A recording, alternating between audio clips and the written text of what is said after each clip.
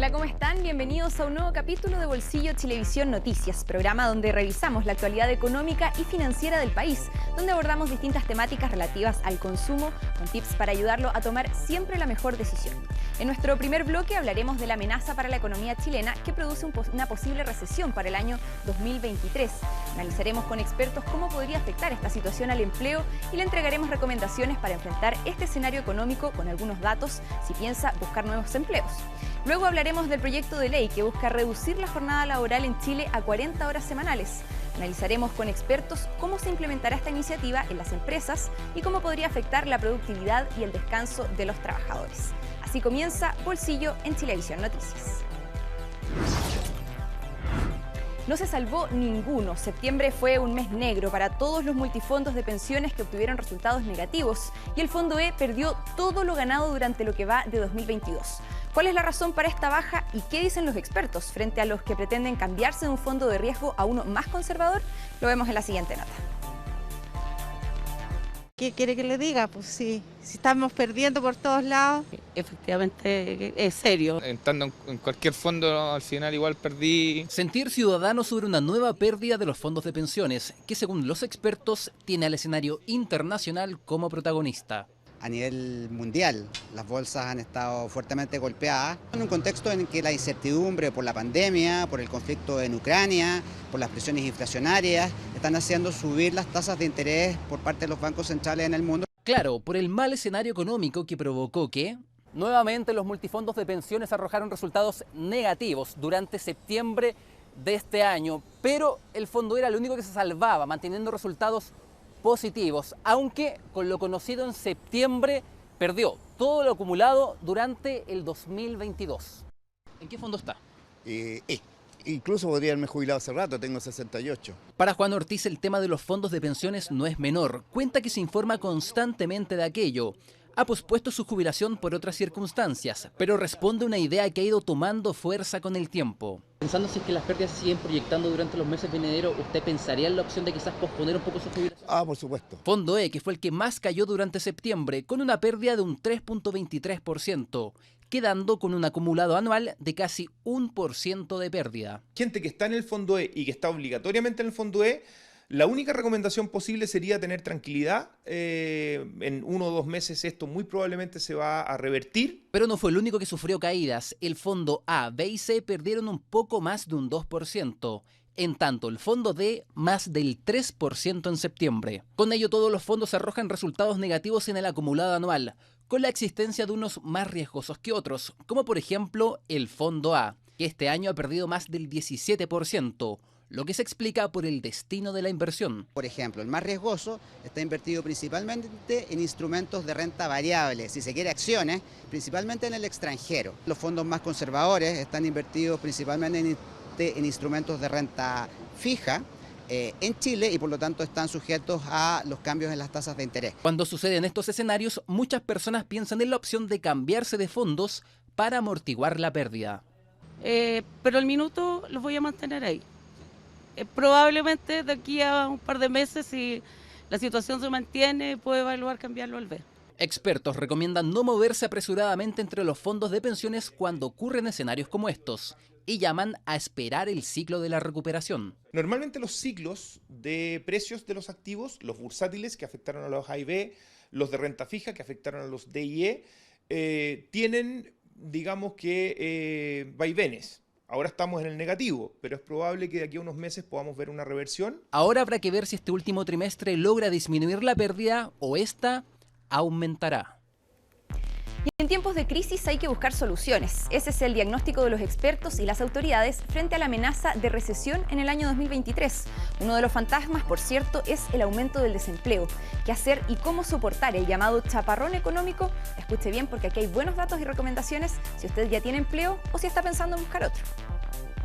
Seguramente alguien de aquí o de acá estará en búsqueda de trabajo y le ha costado un poco dar con el empleo que quiere, tal como fue el caso de Fabiola. Primero, no sé, encontré trabajo en otras cosas y después, ya cuando realmente me decidí qué era lo que quería hacer, ya ahí me opté por el trabajo donde estoy actualmente. Buena suerte o mérito, como quiera llamarle. El caso es que ella buscó por un largo tiempo lo que quería, pero en el intermedio se dedicó a trabajar en cualquier cosa con tal de tener ingresos. Y en realidad hay varias, hay muchas ofertas, sí. Me metí en las páginas donde uno busca los trabajos en general y filtré. Se dio el tiempo y le resultó, porque claro, así como ella, también hay cientos de chilenos que se han visto afectados por la desaceleración económica. Ahora uno puede suponer que en la medida que la demanda interna siga ajustándose a la baja, probablemente eso va a significar alguna pérdida de empleo. Entonces, los próximos meses de aquí a fin de año y parte del próximo año no son muy auguriosos laboralmente hablando. El momento quizás para buscar trabajo y para encontrarlo idealmente es ahora. ¿Hay trabajo? ¿Hay contratación? Sí, de hecho nosotros estamos contratando constantemente, ya que no se regodeen mucho en cuanto a sueldos. Es un tiempo complejo lo que se está viviendo en este tiempo, más todavía con los indicadores que se entregan, que el próximo año entramos en recesión. Cuidar mucho el trabajo hoy día es algo fundamental. David y Daniel tienen algo en común. Ambos contratan personas y dicen que trabajo hay, pero ambos recalcan que lo importante, sobre todo ahora, es cuidar el empleo. El desempleo va a pasar de 2 dígitos durante el próximo año, eso es seguro. Entonces el trabajo va a estar en cuestión. Lo mejor que se puede hacer hoy día es cuidar el trabajo. Así es, pero aquellos que no tengan trabajo y que estén buscando, lo importante es poner énfasis en lo siguiente. Para ayudar a los postulantes a tener una buena postulación, recomendamos mantener el currículum actualizado, donde se destaquen sus fortalezas, experiencias de forma clara, simple y directa. Y claro, para aquellos que lograron encontrar un trabajo, no se olvide que existen beneficios a los que puede postular si es que durante este periodo económico ve afectadas sus finanzas. Por cierto, hemos estado preocupados y ocupados de fortalecer el empleo, la extensión del IFE laboral y del subsidio Protege y el cuidado del empleo. Así que seguimos en ese trabajo, en tanto la economía genera el proceso de enfriamiento necesario. El Instituto Nacional de Estadísticas dio a conocer las cifras de desocupación en nuestro país, donde indicó que en el trimestre de junio a agosto hubo una desocupación de un 7,9% y además se dieron a conocer de que más de 3.000 puestos de trabajo se crearon dentro de estos meses. Pero eso va a estar mitigado por el esfuerzo que ha estado haciendo y que va a seguir haciendo durante el resto del año el gobierno en materia de estimular la contratación. Inversión fiscal también pensada para generar empleos y reactivar la economía para un 2023 que, no le vamos a mentir, se viene difícil y por eso la importancia de, una vez más, cuidar el empleo.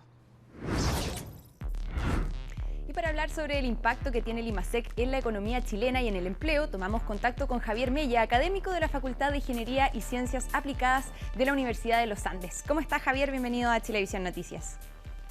Hola, Daniel. Muchas gracias por la invitación. Javier, lo veíamos en las notas anteriores. ¿Qué significa desde el análisis y la proyección también que el IMASEC de agosto haya sido un 0%?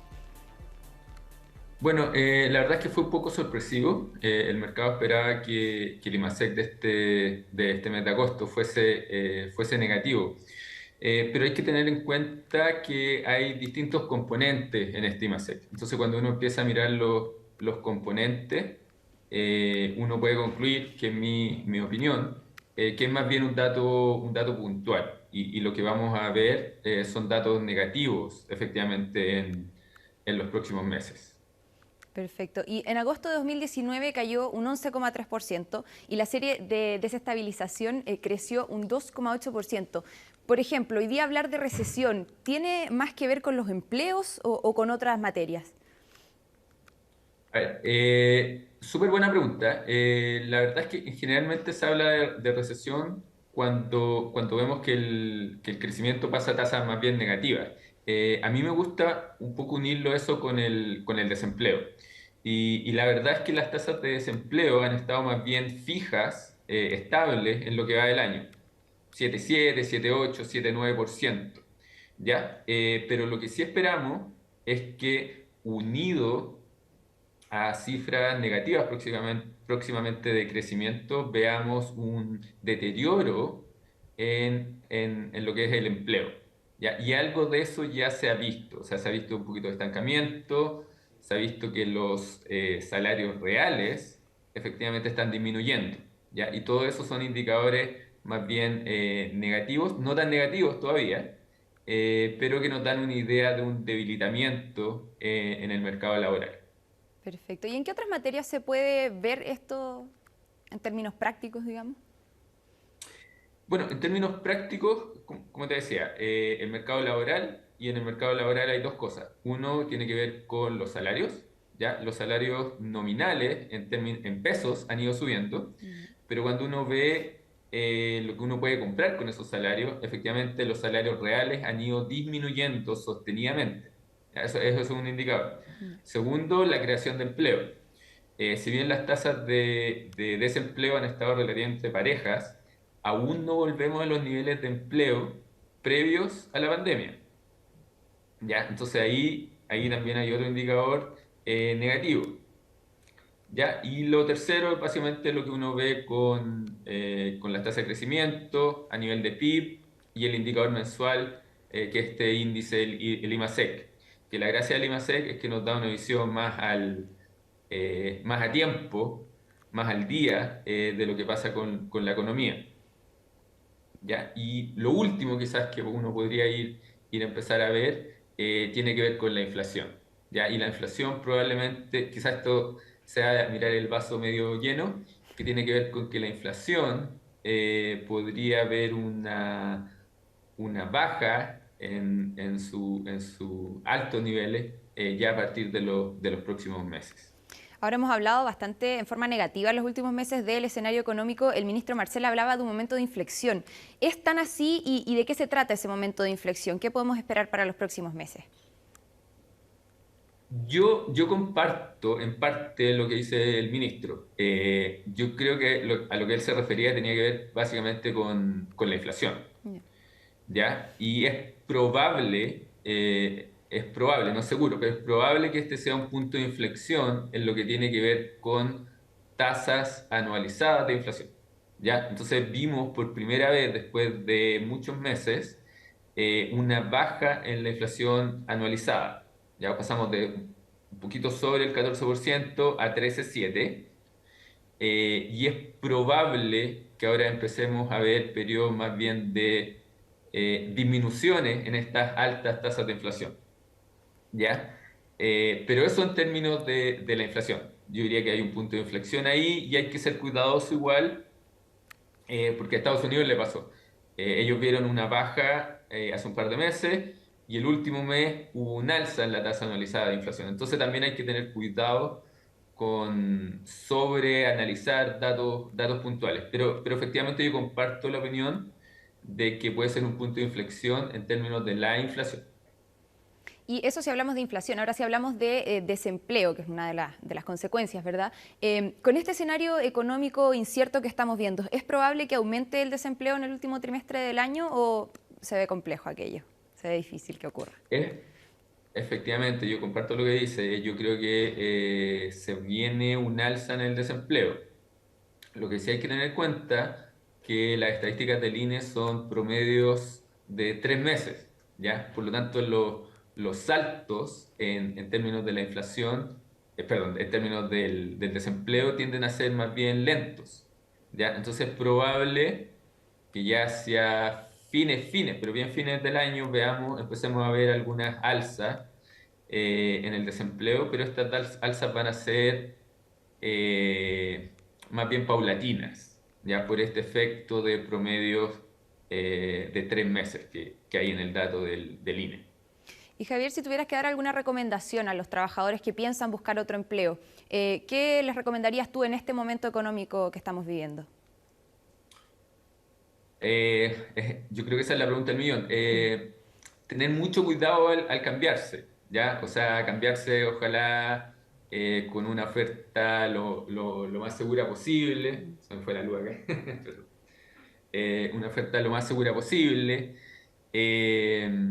Y ser muy cuidadoso en el tema de los cambios, ¿ya? Porque en algunos momentos, cuando las tasas de desempleo empiezan a aumentar, uno tiene que ser un poquito más cuidadoso en los cambios de trabajo, ¿ya? Uno tiene que irse en cuestiones que estén más bien seguras, etcétera, ¿ya? Preguntar bien a dónde va uno, etcétera, etcétera, porque mucho yo estimo, no estoy tan seguro, pero estimo que mucho del aumento del empleo va a estar relacionado por ejemplo, algunas empresas haciendo quizás las desvinculaciones antes del fin de año, ¿ya? Muchas veces las empresas tratan de hacer estos cierres estos ajustes antes de fines de año, ¿ya? Entonces, puede ser un periodo más o menos complicado en ese sentido. Entonces, ser muy, muy cuidadosos. Y si tuviéramos que preguntar, digamos, a nivel de gobierno, ¿qué iniciativas podría adoptar el gobierno para poder reactivar la economía chilena? Mira, eso es un súper buen punto y es complejo. En este caso es un poquito más complejo que en otras ocasiones. Ya si uno comparase con lo que pasó con la crisis de 2008, que fue una crisis, yo creo, bastante más grande, pero que nos pilló mucho mejor preparados.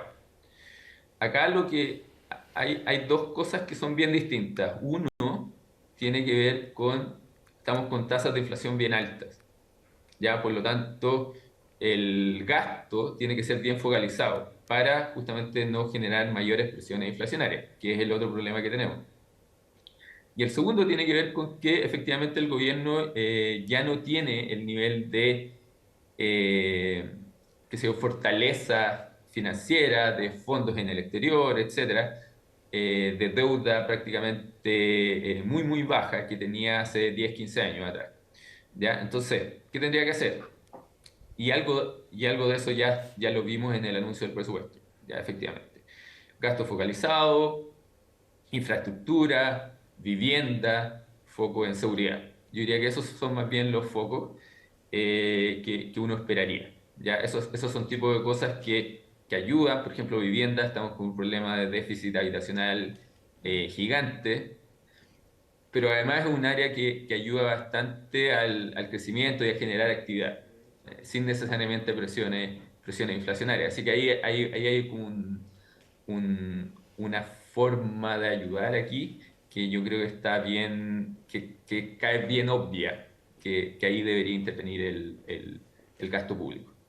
Bien, clarísimo. Muchas gracias, Javier Mella, académico de la Facultad de Ingeniería y Ciencias Aplicadas de la Universidad de los Andes, por conversar con Chilevisión Noticias. Muchas gracias por la invitación. Hasta luego. Nosotros vamos a una pausa y ya volvemos con más Bolsillo en Chilevisión Noticias. Regresamos a Bolsillo en Chilevisión Noticias y ponga atención a la siguiente información, porque en agosto de este año la moneda puso urgencia y presentó sus indicaciones al proyecto que busca reducir la jornada laboral en Chile a 40 horas semanales. La propuesta incluye, entre otras medidas, una implementación escalonada en un plazo de 5 años, ideas que serán discutidas en la Comisión de Trabajo del Senado. Nos dijeron que Alexis Sánchez no hubiese podido patear el penal en la Copa América contra Argentina. Los brigadistas de CONAF no hubiesen podido apagar los incendios, porque se hubiesen cumplido las 40 horas y se hubiesen tenido que ir para la casa. El recuerdo este martes de los llamativos argumentos que se levantaron en su minuto contra el proyecto que en 2017 abrió el debate sobre reducir a 40 horas semanales la jornada laboral de los chilenos. Una idea que, según el ministro del Trabajo de aquel entonces, no consideraba las jornadas especiales de ciertos empleos, como el de los jugadores de la selección chilena de fútbol. Está tan mal redactado el artículo que no se hace cargo de ninguna jornada especial, sino que solo dice que todas deben adecuarse, que Chile podría verse impedida de jugar una Copa América, porque va a acceder a la máxima jornada que aquí se está planteando. Afortunadamente, Chile sí pudo jugar la Copa América, mientras el proyecto fue sumando apoyo, tanto así que se formó una bancada transversal por las 40 horas. La iniciativa se aprobó en la Cámara, pero quedó detenida en el Senado. Y hoy día que somos gobierno, nos llena de orgullo poder darle el apoyo que le faltaba al proyecto original. Cuando los tiempos son turbulentos, el ánimo político es difícil, tenemos que volver al sustento natural que debe tener nuestro gobierno, que es el pueblo de Chile. La moneda propone una rebaja gradual para disminuir inicialmente de 45 a 44 horas durante el primer año, a 42 en el tercero, para finalizar con las comprometidas 40 horas semanales al quinto año desde la publicación de la norma. La propuesta busca también reducir la jornada parcial, aquella que actualmente equivale a un máximo de 30 horas, a un total de 27 a la semana. Creemos que este proyecto de 40 horas está mal concebido. Este es un proyecto que afecta a las pymes y a los emprendedores. Nosotros hemos planteado que aquí hay que hablar de un monto monto de horas mensuales para tener flexibilidad y que esto además se complemente con más días de vacaciones y menos días feriados. Esa es la forma de que las pymes y los emprendedores no nos veamos afectados. La pandemia nos demostró que el teletrabajo, la adaptabilidad, la flexibilidad son temas muy importantes y en los países que avanzan al desarrollo, y yo espero que Chile avance al desarrollo, este tipo de acuerdos son posibles de lograr. En el caso de las jornadas excepcionales, habituales en sectores productivos como la minería y la salud, se establece una excepción al límite impuesto por la jornada ordinaria, con una compensación de tiempo de descanso adicional de un máximo de 9 días al año. Nosotros estamos muy esperanzados que realmente este sea un proyecto que sea efectivo, que sea eficiente, que se pueda cumplir y que a la vez no dañe tampoco la economía en las circunstancias que estamos viviendo. Hay que considerar que las 40 horas se han hecho realidad en varias empresas, de hecho se ha certificado por lo mismo. Yo creo que esta garantía debe ser entregada para todas las y los trabajadores. En eso hay una responsabilidad por parte del Congreso. En el caso de las pymes se anunció también que serán reconocidas las empresas que reduzcan anticipadamente sus jornadas de trabajo. Entre los beneficios estará, por ejemplo, mayor puntaje a la hora de postular a programas del CENSE y Cercotec. Trabajar 4 días y descansar 3 a la semana. ¿Le parece una buena opción? Bueno, esa es parte de la discusión que se está dando en la Comisión de Trabajo del Senado en el marco del proyecto de 40 horas laborales que será votado el 19 de octubre. Ni el gobierno ni los empresarios han descartado la medida, pero hablan de evaluar caso a caso las modalidades que pueden surgir en un futuro. Los detalles en la siguiente nota. ¿Cuántas horas a la semana desearía poder trabajar para mejorar su calidad de vida familiar, social e incluso laboral? Discusión que durante meses se ha dado en la Comisión de Trabajo del Senado por el proyecto de 40 horas. Ahora, esta se ha ampliado con ideas como 4 días trabajando y 3 días de descanso. Se abre el debate sobre qué es mejor o quizás más productivo. Salimos para saber qué prefiere la gente si pudiera elegir entre trabajar 4 días y descansar 3 o trabajar 5 días pero 40 horas a la semana. 40 horas semanales.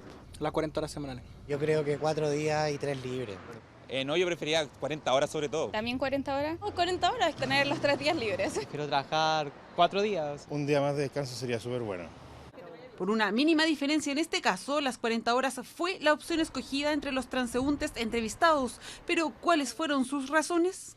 Estaba acostumbrado de lunes a viernes. Habría más tiempo para poder recrearse, poder salir. Es que yo trabajo 40 horas semanales, entonces para mí es mucho más cómodo que trabajar 4 días porque se puede distribuir mejor el tiempo. Acá, en el caso de Claudia, desde abril, donde ella trabaja, comenzaron a implementar las 40 horas laborales y por ahora ella y sus compañeros notan el cambio en su estilo de vida. O sea, yo de hecho pasé de 45 horas semanales a 40 horas semanales, ningún problema. Claro que tal como lo relata el proyecto, por cada rubro hay una diferente modalidad y un tiempo de adecuación, que precisamente es eso lo que varios participantes de la discusión indican. Esto ya sea 4x3 o el 7x7, ahí hay unos mecanismos que claramente hay que abordar de acuerdo a la industria, de acuerdo a cada sector, y claramente en el caso industrial tiene un impacto distinto que en el comercio, los turnos y ese tipo de horario.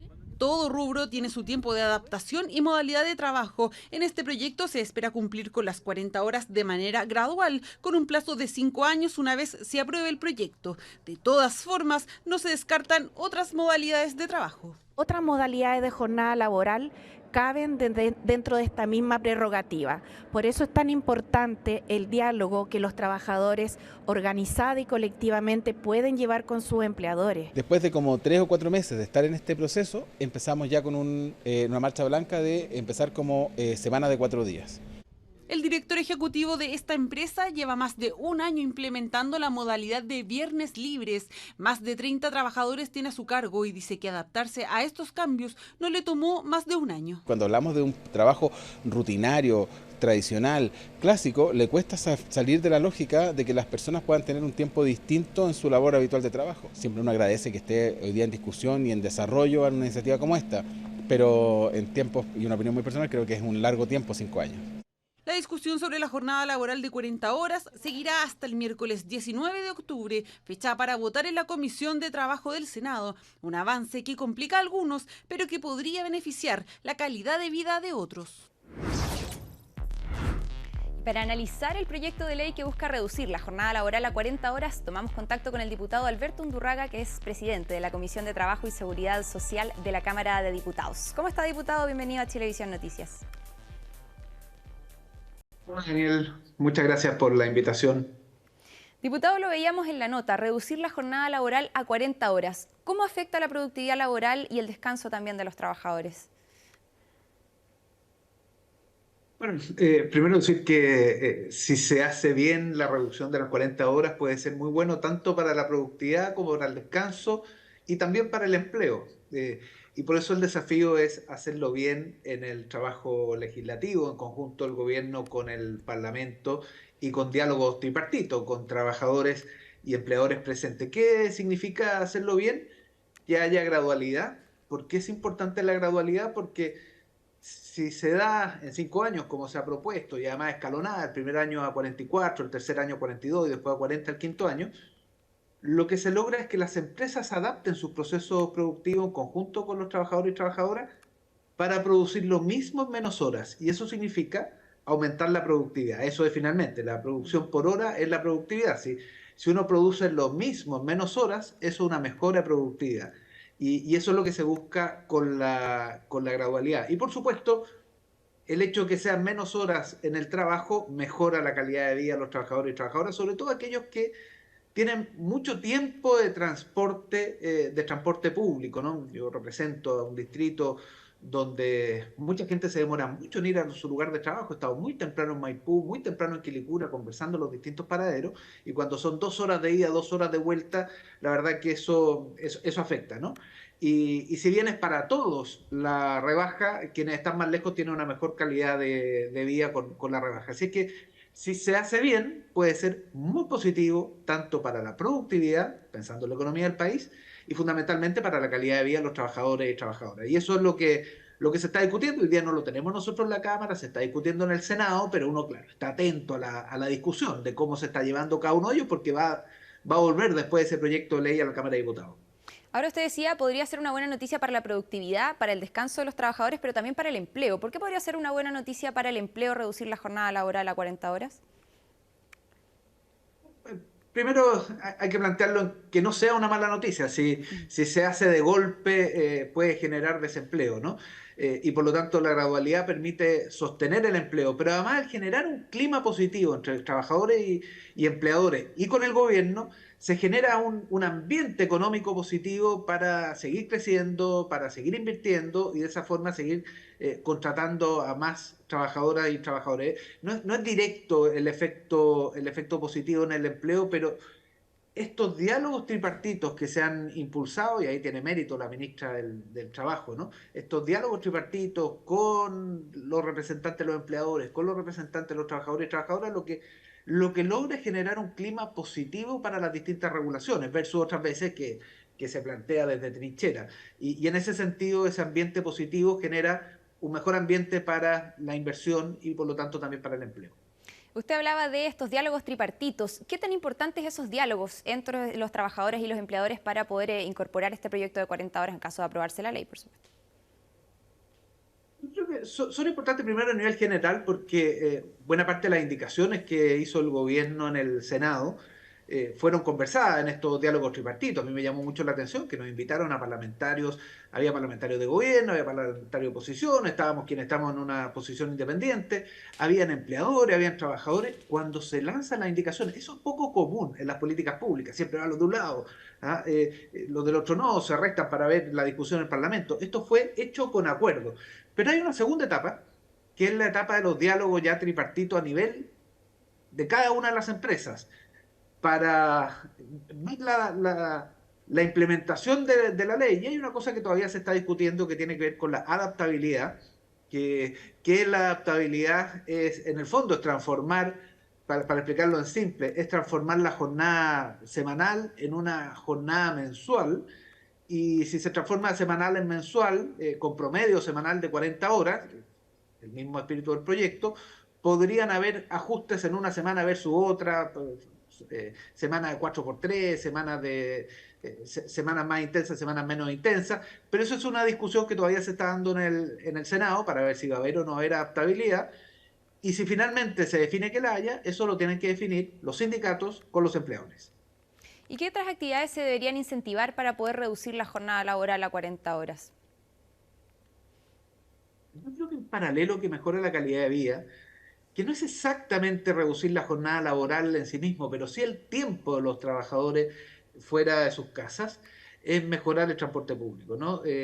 Cuando nosotros hemos planteado que se concrete el Melitren, este tren que va desde Estación Central a Melipilla, pasando por supuesto por Estación Central, Cerrillos, Maipú, o cuando el tren que va a la zona norte, a Batuco, decimos que llega a Tiltil, pasando también por Lampa y Quilicura, la verdad que hay mejora en el transporte público y eso significa menos tiempo en el transporte y por lo tanto más tiempo con la familia. Entonces yo creo que las políticas de 40 horas no solo hay que mirarlas en función de lo que pasa al interior de la empresa, importante, por eso hablamos de los diálogos tripartitos, por eso se está discutiendo si va a haber adaptabilidad o no y en qué dimensión, pero también mirar un poquito afuera dentro de la empresa. Y yo creo que el transporte público es sumamente importante abocarnos a ello porque eso mejora la calidad de vida y por lo tanto tiempo mayor para la familia o para otras actividades que pueden tener trabajadores y trabajadoras. Importante lo que menciona en materia de transporte. De hecho, la ministra Jara planteaba dentro de las anécdotas que tocaba a la hora de conversar con empresas que ya habían implementado este tipo de medidas en forma, digamos, voluntaria, que para una de las personas irse una hora antes implicaba poder irse en ese trayecto una hora sentada en el transporte público, por ejemplo, y no de pie. Así es que la verdad es que hay más factores, digamos, que influyen en esto. Ahora, luego de la votación de este 19 de octubre, ¿qué es lo que viene y si se aprueba el proyecto, cómo se puede incorporar y adaptar, digamos, las distintas empresas a esta ley? Lo que viene después del 19 de octubre en la Comisión de Trabajo del Senado es que vaya a la sala del Senado y que el Senado apruebe finalmente los cambios para la implementación de las 40 horas. Como el proyecto es distinto al que ingresó a la Cámara de Diputados, vuelve el proyecto a la Cámara de Diputados, nosotros tenemos que analizarlo, si nosotros lo aprobamos rápidamente, es ley. Si por alguna razón hay algún aspecto en el Senado que no haya quedado bien o que merezca dudas, ese aspecto en específico, no el proyecto completo, ese aspecto en específico va a una comisión mixta que es como una cuarta instancia, ¿no? Una cuarta instancia para resolver diferencias entre el Senado y la Cámara de Diputados. Pero vamos paso a paso, yo espero que este 19 se apruebe en la Comisión de Trabajo, que después se apruebe en el Senado, y si es un proyecto que viene completo con todos los elementos, lo podamos aprobar rápidamente en la Cámara de Diputados. Si no es así, nos demoraremos un par de semanas más, pero finalmente yo espero que a final de este año tengamos las 40 horas ya incorporadas en nuestra legislación, que permita la gradualidad para que las empresas, en conjunto con trabajadores y trabajadoras, puedan adaptar sus procesos productivos para producir lo mismo o más en menos tiempo. De esa forma se gana productividad y al mismo tiempo se gana en calidad de vida. Y los casos específicos de algunas industrias específicas, veámoslo, yo espero que se pueda resolver en el Senado de manera tal de que lo aprobemos ampliamente después en la Cámara de Diputados. Perfecto. Muchas gracias, diputado Alberto Undurraga, presidente de la Comisión de Trabajo y Seguridad Social de la Cámara de Diputados, por conversar con Chilevisión Noticias. Muchas gracias a ustedes, muy buenos días.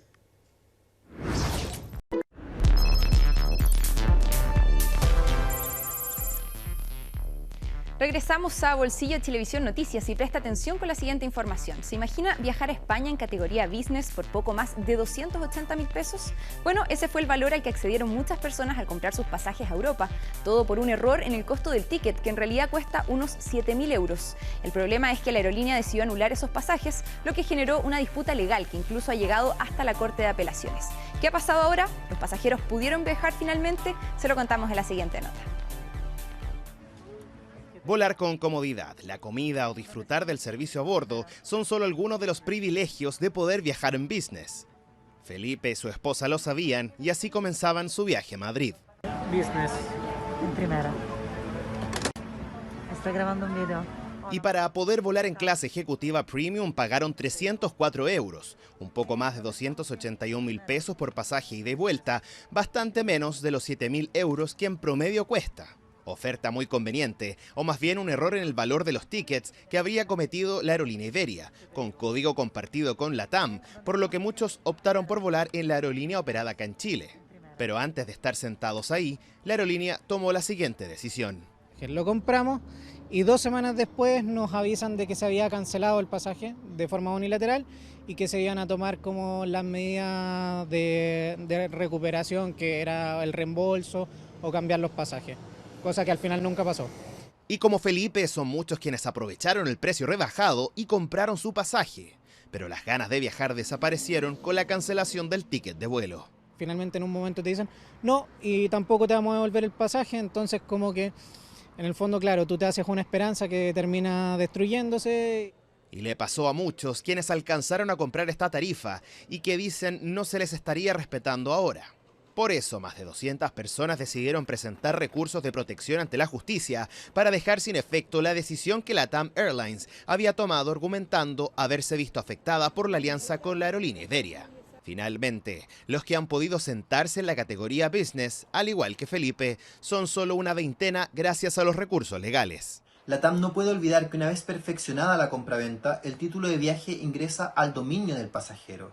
Y este negocio jurídico no puede ser anulado sino a través de un acuerdo de voluntades entre el pasajero y el transportista aéreo. Por ende, en este caso, cuando nos enfrentamos a una anulación que proviene de la sola decisión de la aerolínea, esta constituye un acto arbitrario e ilegal. Y considerando el aumento de pasajeros por la temporada de fin de año, es importante que usted sepa dónde acudir para poder ejercer sus derechos. Si le cancelan o retrasan su vuelo, este es reprogramado o existe la negativa de abordaje, debe recurrir a los canales habilitados, quienes tienen que otorgarle una solución acorde a la ley del consumidor.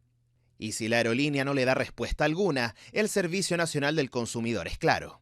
La ley del consumidor establece que el precio informado debe ser respetado. Recordemos que con la corrección se resuelve el problema respecto de compras futuras de los consumidores, no pudiendo modificar unilateralmente las compras que ya hayan sido realizadas. A través de este comunicado, LATAM Airlines aclara que los pasajes fueron vendidos por agencias de viajes en su mayoría europeas y que además esta situación se generó a partir de la publicación errónea del valor de los tickets por parte de terceros. A la fecha se han presentado 259 recursos de protección en contra de LATAM Airlines por este caso, de los cuales más de la mitad han sido rechazados. Pero pese a ello, algunos ya han podido disfrutar de la comodidad de primera clase y ya volaron a Madrid. El ministro de Hacienda confirmó un cambio en la tendencia de la inflación y aseguró que estamos empezando a ver tasas menores.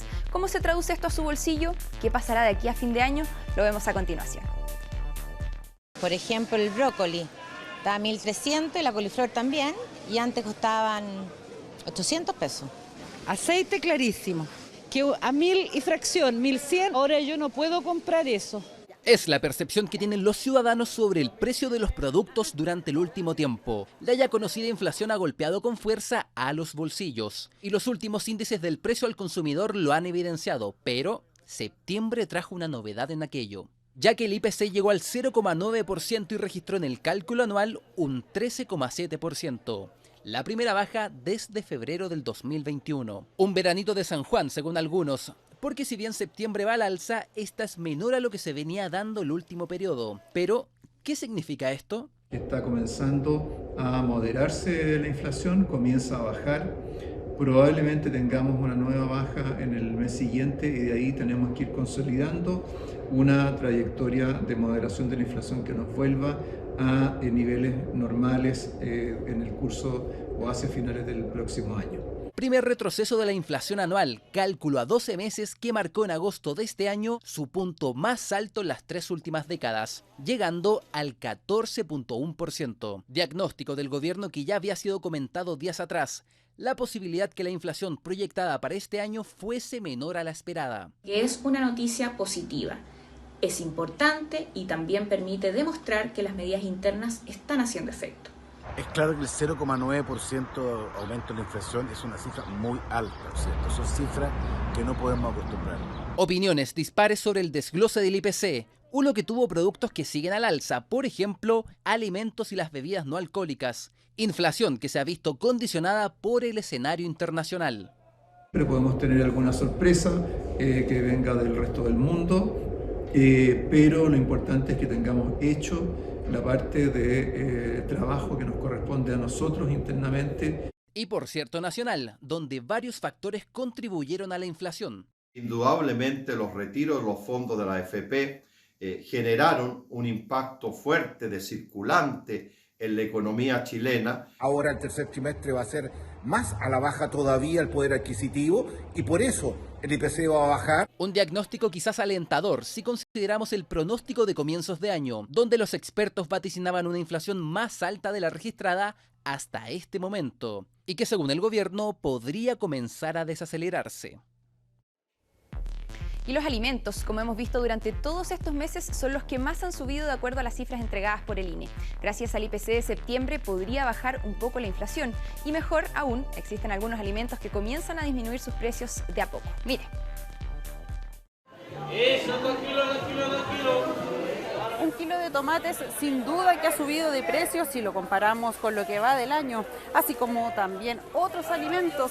Pero según el desglose del último IPC, los alimentos podrían empezar a mostrar incrementos menores en su precio, incluso variaciones a la baja. Son buenas noticias entonces, al fin la inflación dio tregua en nuestro país y a pesar que todavía sigue alta, todo indica que vamos en una buena dirección. Y si las cosas siguen bien, podría también suceder que la inflación de alimentos empiece a ceder. Idealmente, pero eso depende de varios factores. Todavía nos falta harto para poder llegar a como estábamos antes de la pandemia. El mes de septiembre arrojó un IPC menor a los otros meses, pero eso no quiere decir que las cosas vayan a bajar de precio de forma inmediata. Un claro ejemplo es el almacén donde trabaja María. El pan todos los meses sube. El kilo antes estaba como 1.400. Ahora lo tenemos a 2.500. Y eso principalmente por el trigo que en su mayoría se importa. También la fruta y la verdura ha tenido alzas, pero algunas ya comienzan a dar mejores noticias. Los plátanos. El año pasado valían 6.000, 8.000. Ahora ¿sabe cuánto cuestan? 27.000 y 28.000 la caja.